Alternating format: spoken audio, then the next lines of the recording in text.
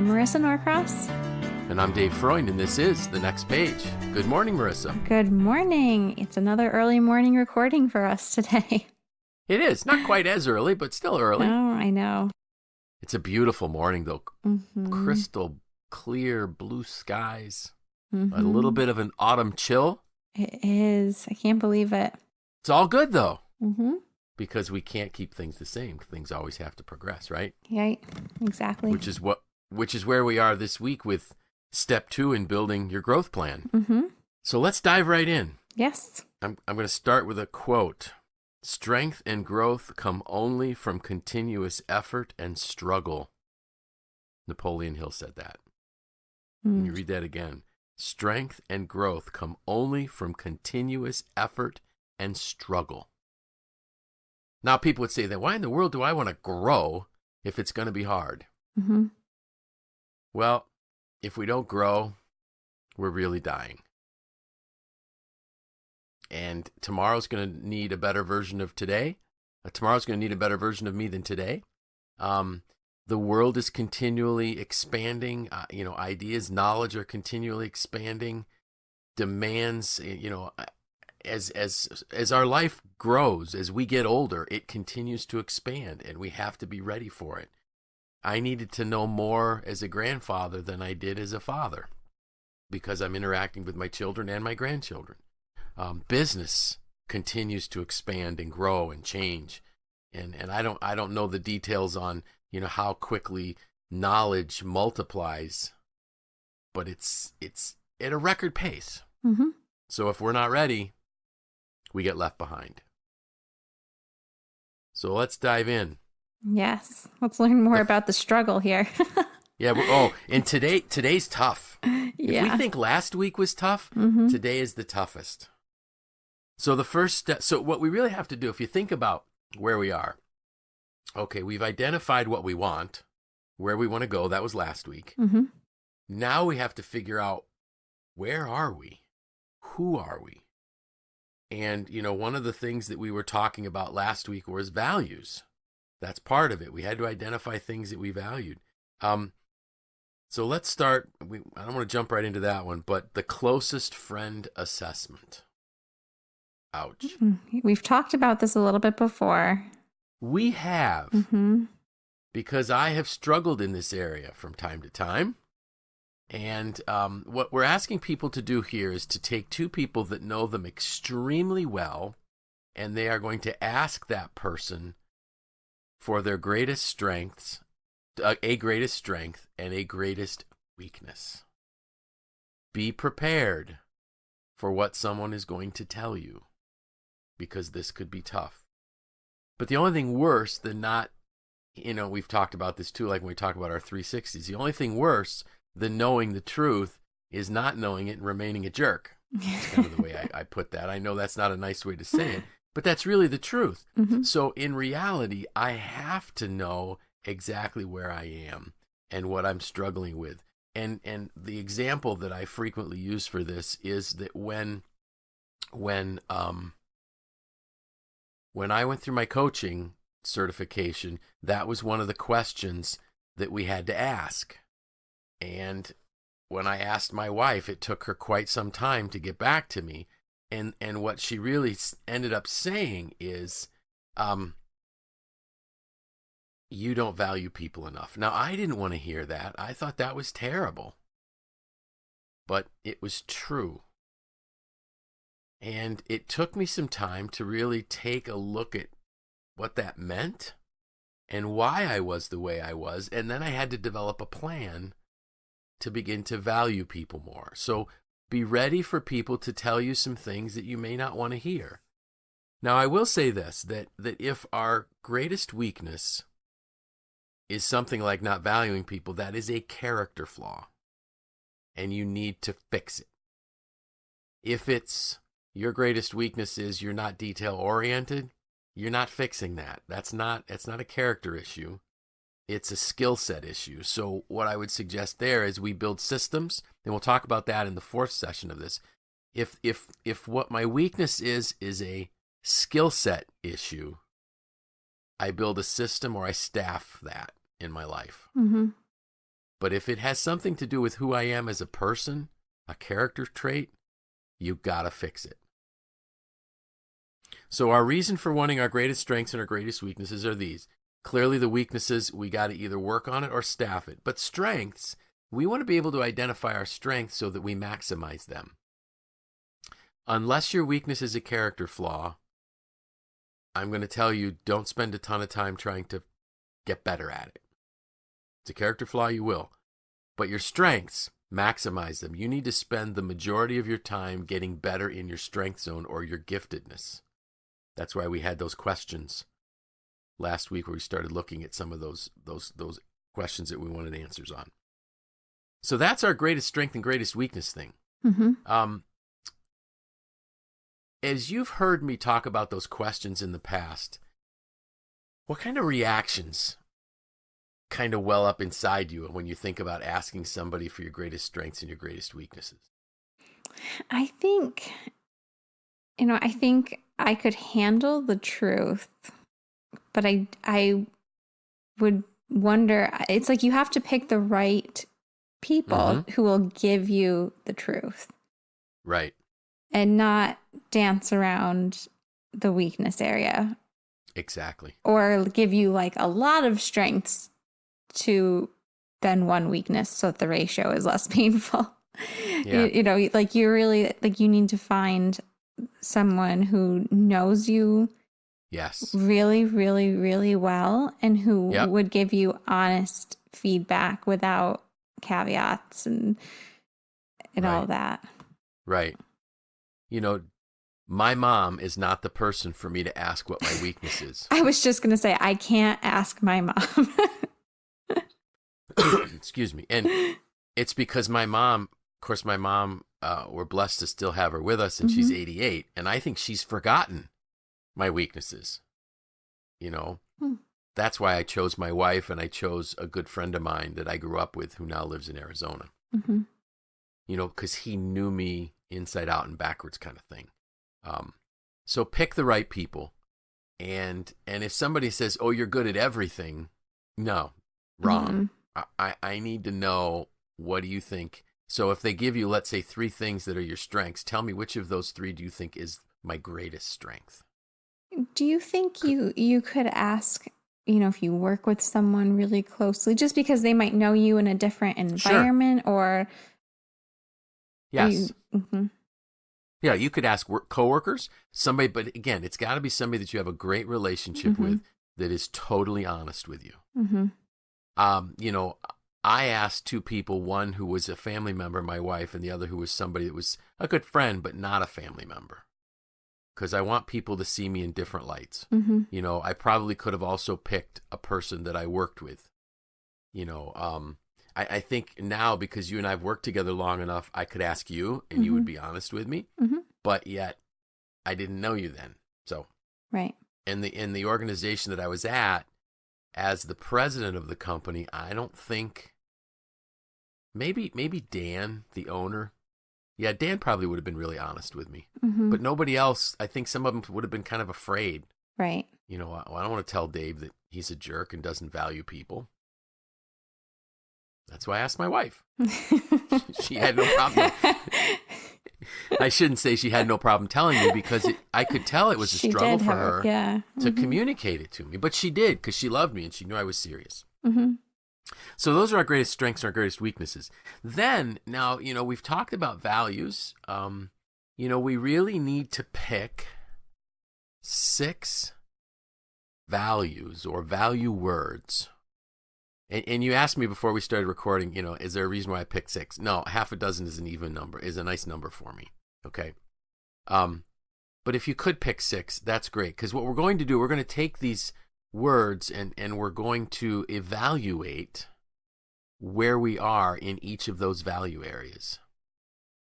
And the reason why this is a critical point, it's not quite as painful. It's not painful personally, as much, it is not as painful as the closest friend assessment. But the key here is, and remember my analogy that I say, you build that ladder of success, and it's a real bummer if you get to the top and it's leaning up against the wrong wall. This becomes a very critical thing for people to think about, because remember what Napoleon Hill said, strength and growth come only from continuous effort and struggle. If you want to build up your muscles, you got to work them, and they get sore, and it takes repetition. It's hard, but over time, your muscles grow. So if building this ladder of growth is a very strenuous, difficult, it's, just wait till we get to the part about building the plan and holding ourselves accountable. This takes a tremendous amount of effort. Mm-hmm. And imagine how disappointing we would be if 5 or 6 years down the road, or 20 years down the road, as we get closer to the top of our growth ladder, we realize it's leaning up against the wrong wall. You wasted that part of your life. So let me give an example, because I shared this with somebody earlier this week. So if someone tells me that their values are things like, they're things like family,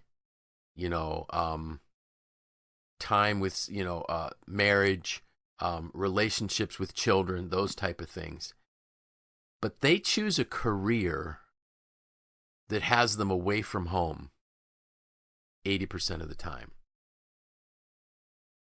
I don't see those values lining up. So you've chosen a career, you're growing your skill set in a career that will keep you away from the values that you hold most dear. So that's why you really need to think these things through. Because, and to give you an example of where I think my values got skewed, or I was pursuing the wrong values, and we've talked about this on the podcast, when my children were very little, especially when Bethany was a toddler, I have no recollection of that other than pictures, because I wasn't home. Mm-hmm. So I was always working. And I thought that was in line with my values, but it wasn't, because I never really sat down and thought about what my values were. Well, so that's the piece with the values. I need to play devil's advocate for a moment. Please here. do. So I see what you're saying.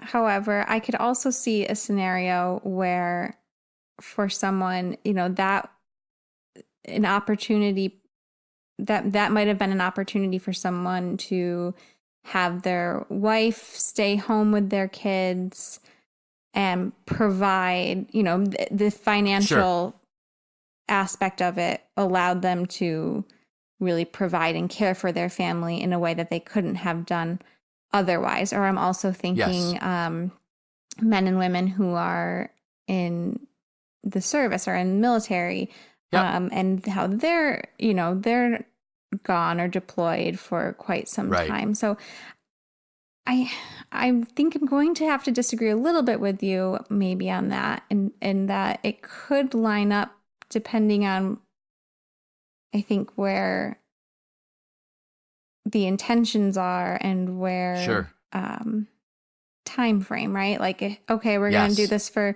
3 years because it's really going to make a difference for our family. And then in 3 years, I'll go back to my regular job down the road and the kids will go to school and things will be different.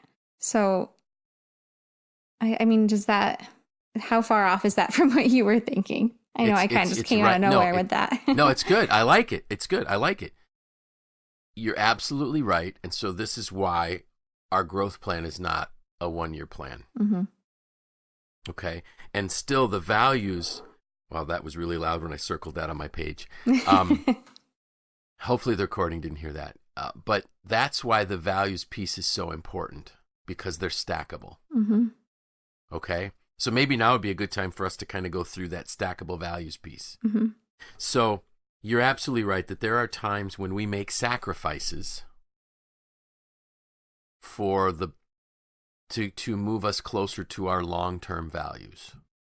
Okay. I didn't think about the military, those men and women in the military, and you're absolutely right. And God bless them for sacrificing so much for the rest of us so that we can have the joys, the freedoms, the peace that we have. But I'm going to go through my value statements, value words. And again, I in no way am trying to impose my values on anyone. These are just mine. and I want to explain them. So these were the 6 values that I pulled out: faith, marriage, family, personal growth, career, and community. So let me unpack them. Why did I put faith first? Well, my faith is who I am. It controls or shapes all of my decisions and my thoughts. It should, if that is something that I truly believe. Mm-hmm. Okay. So that's your foundation. So my faith, that's my foundation. Yeah, my mm-hmm. foundation is my faith. My second is my marriage.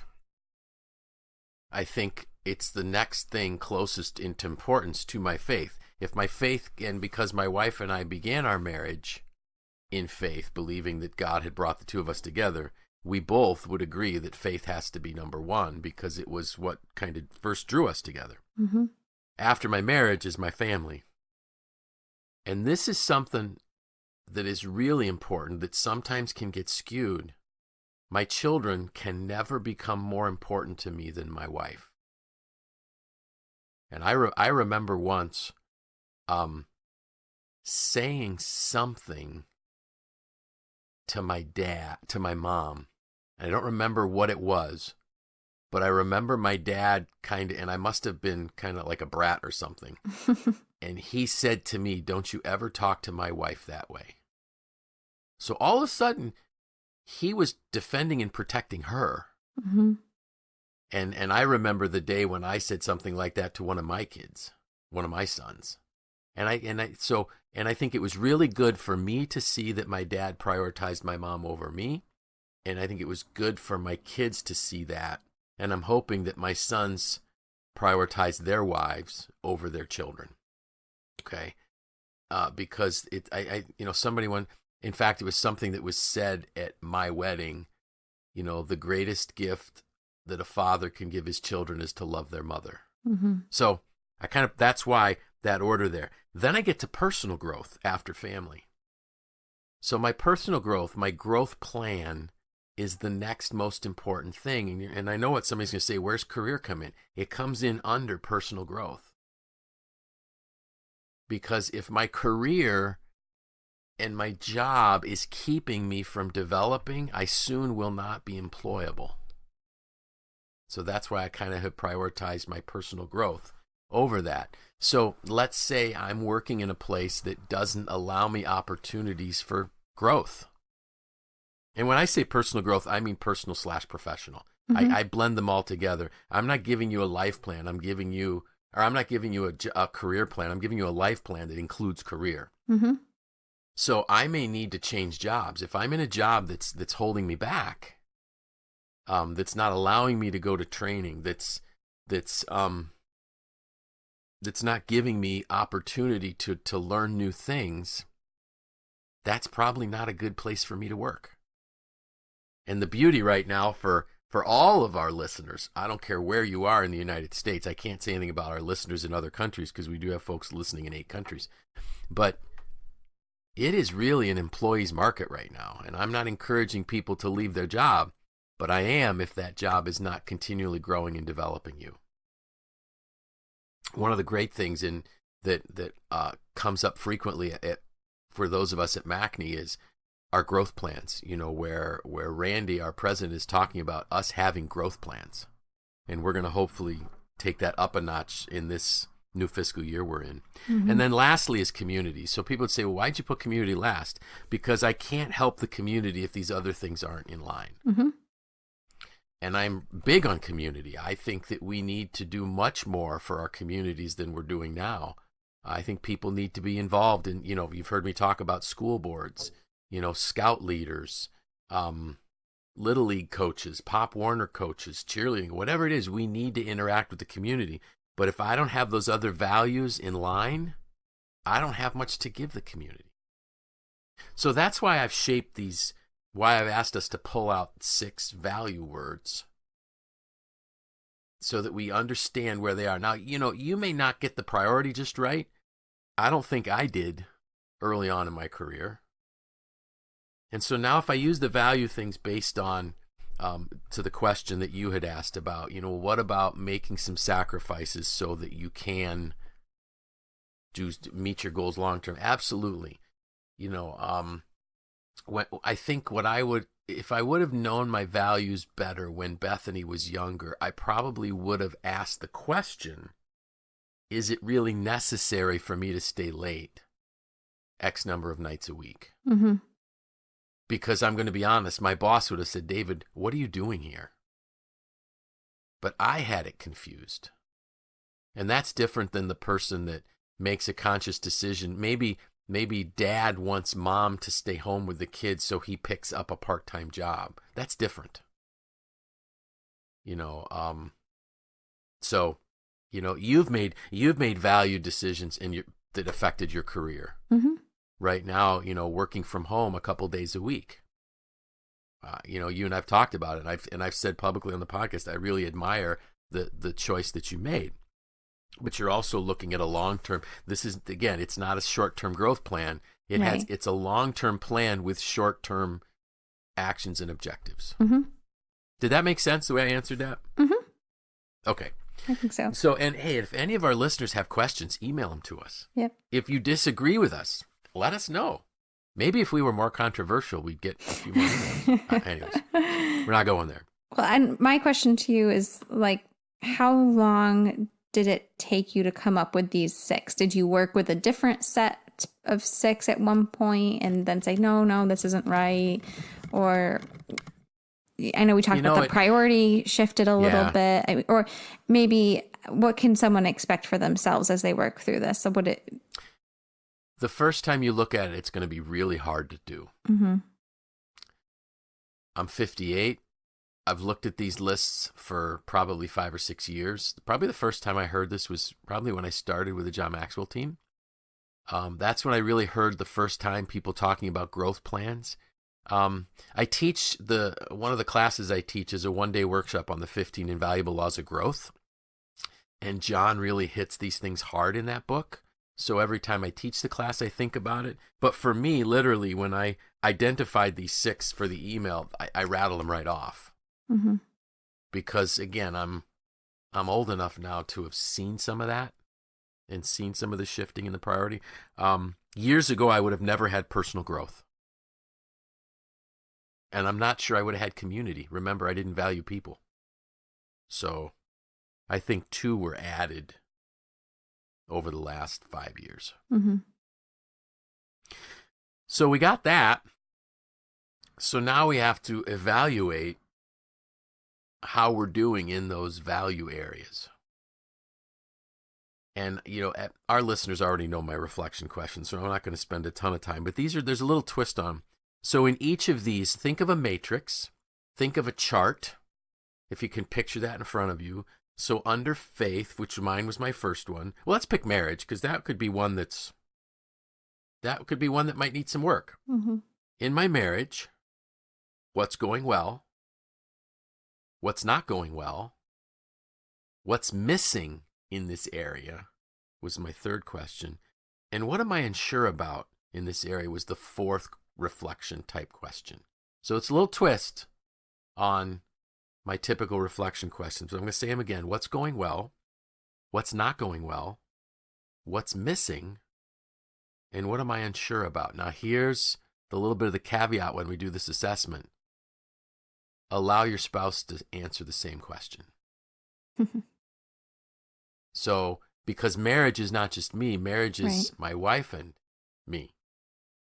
So, I don't know if that was proper English. Anyways, my editor will tell me if that was proper. Is it proper to say my wife and me? Yes, because you would say me. Yes, thank you. I thought it was right. See why I need editors like you? See, and people can learn English on our podcast as well. Okay. So I need to sit down with her and say, how are we doing? I'm working on this and nobody should be doing their growth plan in a vacuum. Mm-hmm. I mean, ask your spouse, your that special person in your life to help you through this. Your best friend, somebody to just a coworker, just so they can help you get some extra perspective. But especially in an area that relates to a relationship, the other person in the relationship needs to give feedback. Because I might think it's going well, and she might say, have you been drinking? How could you think that this is going well? Hopefully she wouldn't, but family too. So you ask the same question about family. What's going well? What's not going well? What am I missing? What am I unsure about? The missing and the unsure are critical. So the going well, I need to do more of it. The not going well, I need to stop or fix. What's missing, I need to add. And what am I unsure about? I need answers. This is all going to fit in to next week when we start looking at resources. So don't rush through this. And what people really need to think about is they need to set aside enough time to honestly do this week's homework. You got to take the time to do it. Mm-hmm. Make sense? Makes sense. What do you think is the hardest part? I really think that maybe the defining and prioritizing the values. Yeah. As hard as it might be to hear the truth in the closest friend assessment, once you define the people, I mean, you've kind of done the hard part, and it is what it is, right? Yeah. I mean, hopefully you can handle the truth. But I think there's a lot of, you have to really think through what your values are and how they stack upon each other. Yeah, you're right. You do. And spend a lot of time reflecting on it. Now, here's another thing. I don't want people to get so uptight that they're worried they're going to mess this up. Mm-hmm. Okay, you messed up one. Fix it later. As you go through. This is a growth plan. It's not, the commandment that comes down and is etched in stone. It's a plan. There's going to be a review and a reflection, and you should be reflecting on your growth plan probably quarterly. Mm-hmm. And maybe adjusting it quarterly or for sure annually, because things change. Yep. So just to give folks a little bit of a tip, so next week we're going to be talking like resources. How do we find some of this stuff? And then the final week we're going to be talking about how do I now build the tool and schedule things and then monitor my progress. Because yes, we have to track our progress all the time. We need scorecards. Because what you don't measure, you can't manage. Right. That's it. All right. Well, I am already looking forward to next week. I am too. I for me, this has been a great tool because there's a lot of these things I've been doing, but I haven't structured as much as I think I need to. So that's really what got me thinking about, we need to do a series on this. Yes. Because I have to do better. So there's a perfect example. I've been on a growth plan for 5 years, but it needs to get better. Because the more systematized it is, the more it becomes a success habit, the greater guarantee that we're going to achieve the goals we want to achieve. And that's why we're here, because school is in session. We better be ready. And I also want to take a minute to remind everyone that our Live to Lead event is coming up. Yes. On October 25th. It's a Friday, like it always is. And we're doing pre-sale. So if you want to be there, you can save $30 by registering before September 3rd. I believe it's the date right after Labor Day. So and the venue is? It's at the Lodge at Welch Allen again. We have been there. Is this our 5th year? I believe so, yeah. It's been a long, it's been a long time. 4th or 5th. I lose track because I think I had a maternity leave in there. And but we've always been there. It is a fantastic venue. We have a great lunch, and we rebroadcast the Atlanta-based Live to Lead event, and we infuse it with some great discussion with you and with our members and other attendees. You do not have to be a MACNY member to attend. Correct. But you do have to sign up online. So that's all the details are on macny.org/events. And it is, the Lodge at Welch Allen is probably one of the nicest venues for an event that I've ever seen. It's big enough, yet intimate enough and the the lunch buffet they put on is fantastic. And we also honor our annual Transformational Leadership Award winner. Yep, this will be our third year doing that. Our third year doing that, yeah. So really excited about this.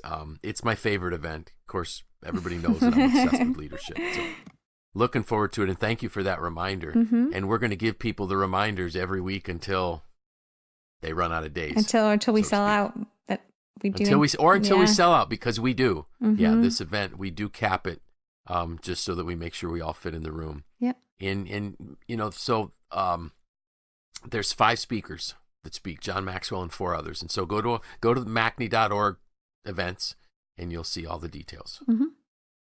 Or follow us, follow MACNY on Twitter, Facebook, and Instagram, or on Instagram or not. LinkedIn. I don't know. LinkedIn, thank you. All right, so with that, I'm Dave Freund. I'm Marisa Norcross. And this was The Next Page.